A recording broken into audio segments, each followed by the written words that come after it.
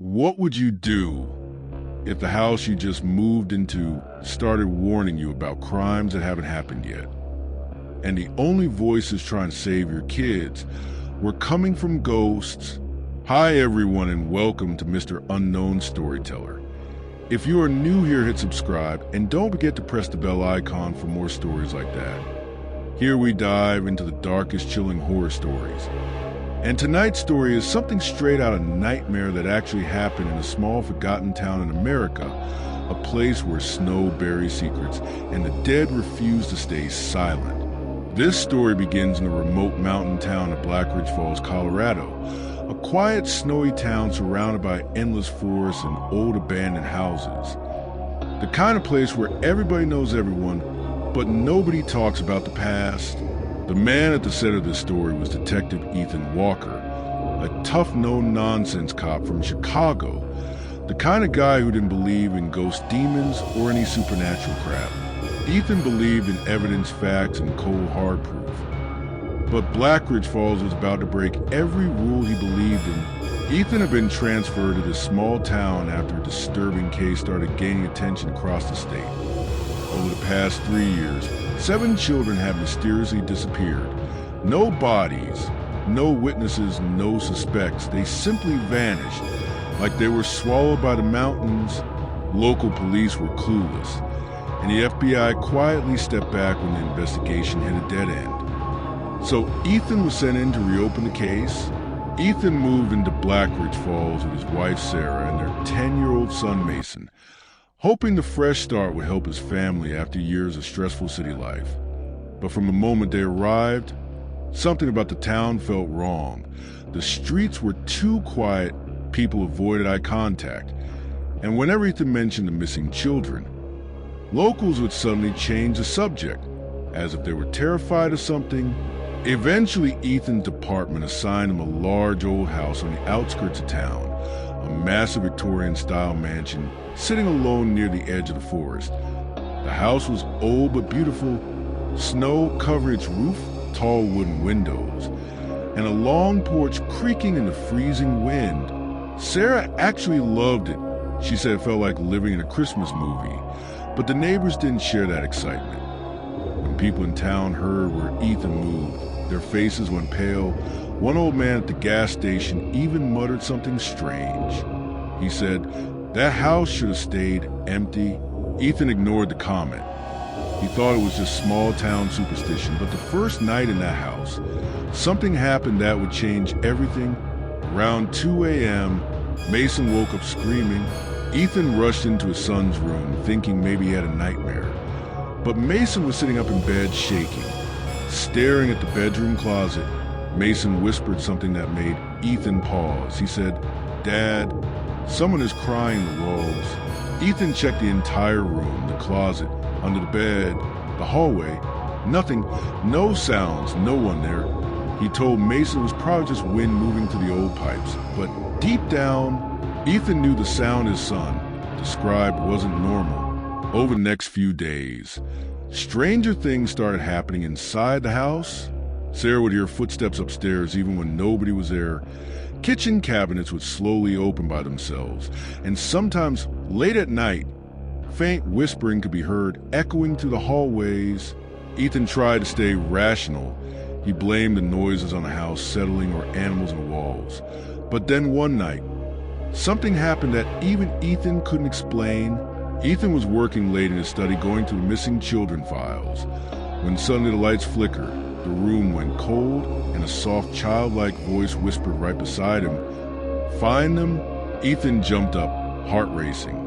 The room was empty, but on his desk, one of the case files had somehow slid open, revealing the photo of a missing boy named Tyler Jenkins, and underneath the photo, someone had scratched 3 words into the wooden desk.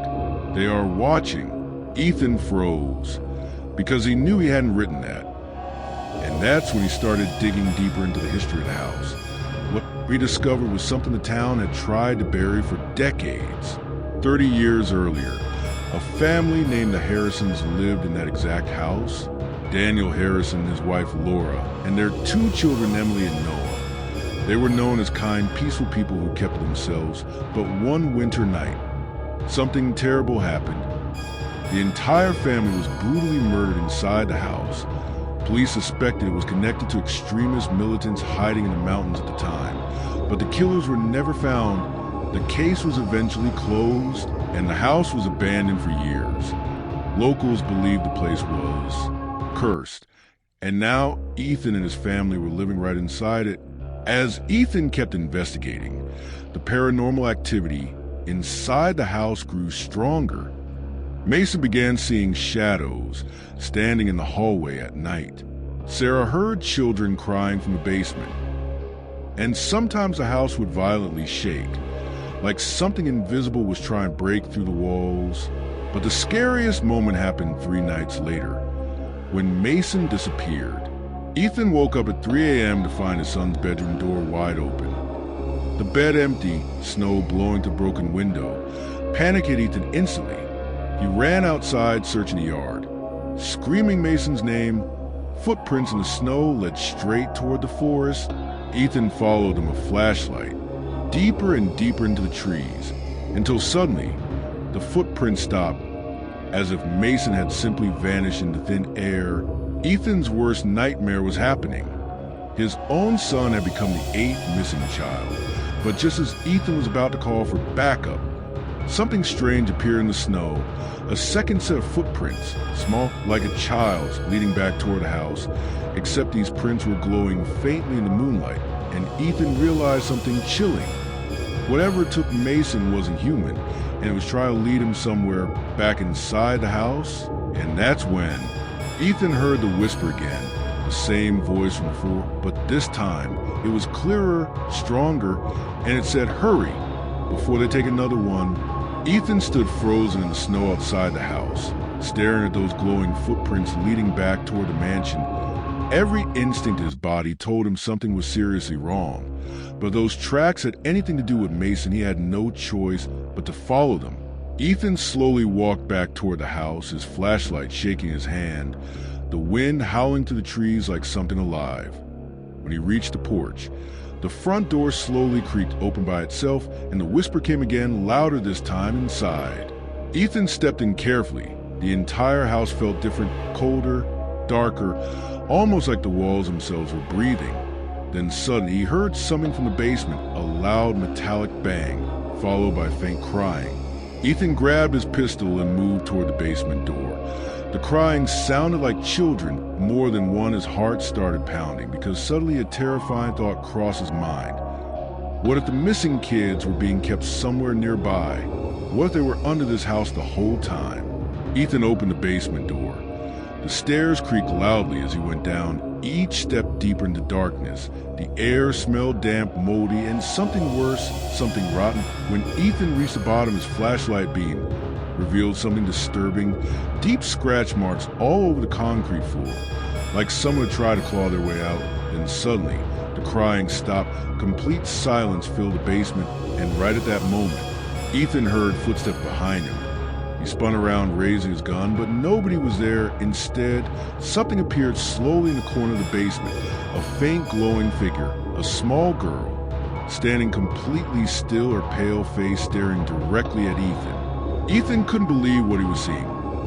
The girl looked about 8 years old, long dark hair, wearing old-fashioned clothes, her eyes filled with sadness, but she wasn't scared, she looked desperate.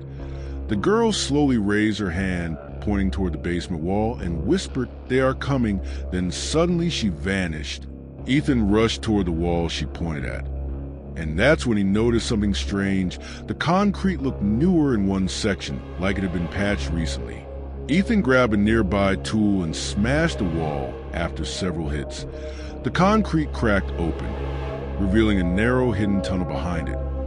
And from inside that tunnel, Ethan heard voices, adult voices, talking, laughing. Ethan turned off his flashlight and quietly moved inside the tunnel. The passage led deeper underground until Ethan reached a hidden chamber, and what he saw inside made his blood run cold. 3 men were standing around a metal cage, and inside that cage were 2 terrified children tied up and crying. Ethan instantly recognized them, the kids. It was Mason Ethan almost burst in right then, but he forced himself to stay calm and listen. The men were talking about something disturbing. They weren't just kidnappers. They were part of a secret extremist group hiding in the mountains, kidnapping children, brainwashing them, training them for violent attacks in the future. Ethan realized the missing kids hadn't vanished randomly. They were being taken by this group the entire time, and the town had no idea. But something else shocked Ethan even more. The kidnappers started talking about the house. One of them said, "That damn place is cursed. Ever since we started using the tunnels, those ghost kids keep showing up, scaring the hell out of us." Ethan's heart dropped. Ghost kids. Suddenly everything made sense. The spirits in the house weren't trying to scare Ethan's family. They were trying to warn him. They were trying to stop the kidnappers. Those spirits were the murdered Harrison children, Emily and Noah, protecting kids from the same evil that destroyed their own family decades ago. Ethan knew he had to act fast. He quietly moved closer, waiting for the right moment. When one of the kidnappers opened the cage to move Mason, Ethan burst out of the shadows shouting, "Police don't move!" Chaos exploded instantly. One kidnapper reached for a weapon. Ethan fired. The shot echoed to the tunnel. Another attacker charged him. Ethan fought back violently, the narrow chamber turning into a brutal fight. Mason screamed for his dad. One of the criminals tried to escape through another tunnel. But suddenly something impossible happened.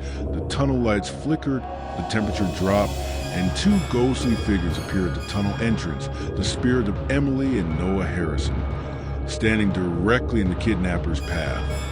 The man froze in terror, screaming, "What the hell is that?" The ghost children slowly moved toward him, their glowing eyes staring straight into his soul. The kidnapper panicked, tripping over himself trying to run.